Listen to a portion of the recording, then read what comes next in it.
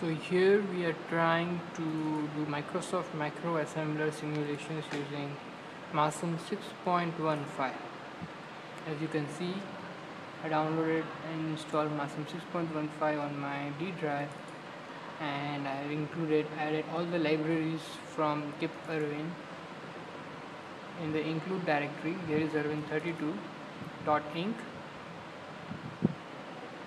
Should probably open in Microsoft Visual Studio 2010 right now, and you can also see that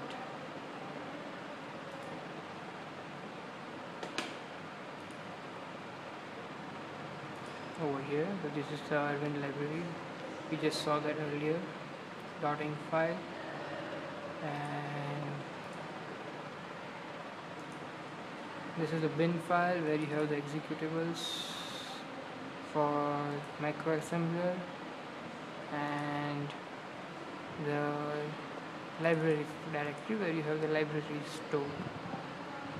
You can see the object file library over here. While running software from Masm 6.15, we had to modify two batch files that are make32 and make16, and you can see these files over here, make32.bat and make16.bat. I right click, edit, and make32.bat. Over here I have set my path to D drive. I have included my libraries, D drive Masm 6.15 include, and my library is Masm 6.5 lib. Here is the command ml/no logo. This will compile, build, and link my file and generate an executable file and the output. So I have developed a few sample programs on this. As you can see, add 32, first, hello. There are a few of the programs. One of these is user input. It's the same program that I demonstrated on Masm 6.15 a while back. Now this program over here is just the link file. That's not what we are looking for. So if you see, the .asm file is going to be this one. If you see, linker address map, that's not the one we are looking for. This is the assembler source, right?